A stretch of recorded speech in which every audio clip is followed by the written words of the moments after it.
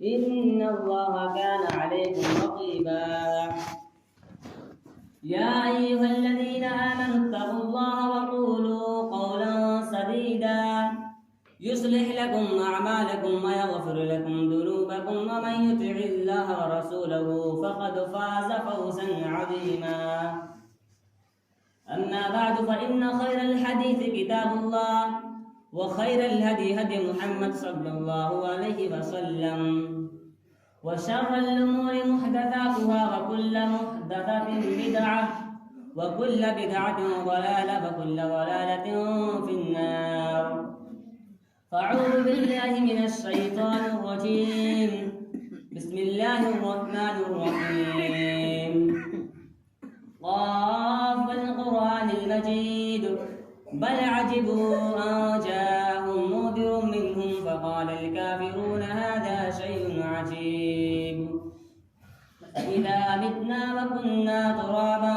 وذلك رجع بعيد قد علمنا ما تنقص الأرض منهم وعندنا كتاب حفيظ بل كذبوا بالحق لما جاءهم فهم في أمر مريج أفلم ينظروا إلى السماء فوقهم كيف بنيناها وزيناها وما لها من فروج والأرض مددناها وألقينا فيها رواسي وأنبتنا فيها من كل زوج بهيج تبصرة وذكرى لكل عبد منيب ونزلنا من السماء ماء مباركا فأنبتنا به جنات وحب الحصيد والنخل باسقات لها طلع نضيد رزقا للعباد وأحيينا به بلة ميتا كذلك الخروج كذبت قبلهم قوم نوح وأصحاب الرس وثمود وعاد وفرعون وإخوان لوط وأصحاب الأيكة وقوم تبع كل كذب الرسل فحق وعيد أفعينا بالخلق الأول بل هم في لبس من خلق جديد وقال الله تبارك وتعالى أعوذ بالله من الشيطان الرجيم بسم الله الرحمن الرحيم وما هذه الحياة الدنيا إلا لهو ولعب وإن الدار الآخرة لهي الحيوان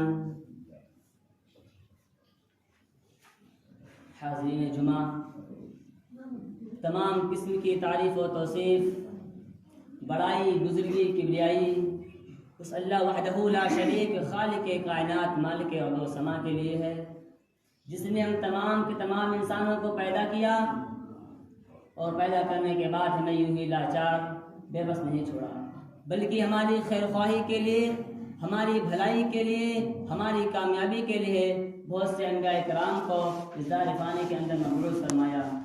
درود و سلام نازل ہوں تمام کے تمام انبیاء کرام پر، خصوصاً بالخصوص تاجدار مدنی رحمت للعالمین سید المرسلین امام الانبیاء ختم المرسلین پر، جنہوں نے دنیا میں آنے کے بعد بھٹکتی ہوئی انسانیت کو سیدھی راہ دکھائی۔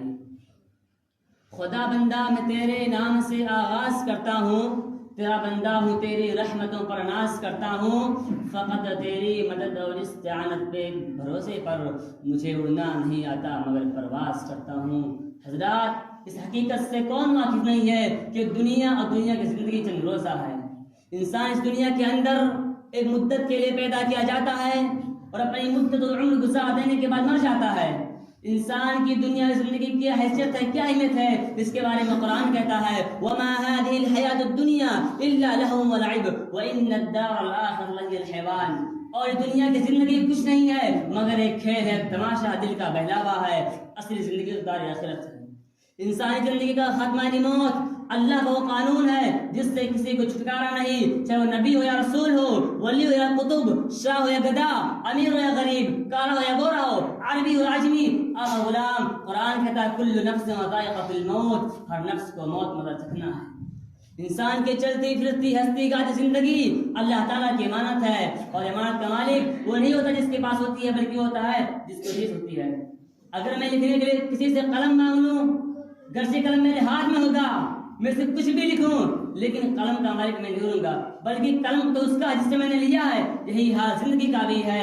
محترم مالک کے زمانے کا واقعہ کہ کسی زمانے میں کوئی عالم دین تھے، اچانک سے ان کی بیوی کا انتقال ہو گیا، اور جب ان کی بیوی کا انتقال ہوا تو غم کے ڈھال ہو گئے، اور انہوں نے خود کو اپنے مکان میں بند کر لیا۔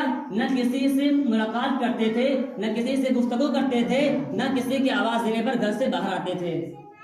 ایک دن کی بات ہے، ایک عورت گھر پر آئی، دستک دی، عالم صاحب باہر نہ نکلے۔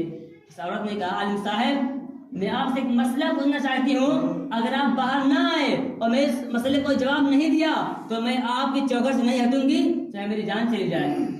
عالم مجبور ہو کر باہر نکلے اور کہا، پوچھ، کیا پوچھنا چاہتی ہے؟ اس نے کہا، عالم صاحب میرے پاس ایک عورت نے ایک قیمتی زیور بطور امانت دیا تھا کہ کچھ ٹائم کے لیے رکھے لو، لیکن وہ آج آئی، اپنے زیور مجھ سے لے کر چلی گئی۔ تو عالم صاحب نے کہا، اس میں کیا ہوا؟ تو کہا، مجھے تکلیف ہو رہی ہے۔ کہا، کس بات کی؟ تو کہا کہ وہ میری تھی، وہ چلی گئی۔ کہا، تو پاگل ہو گئی ہے، امانت اس کی تھی، وہ لے گئی، تجھے اس قدر کم کرنے کا کیا حق ہے؟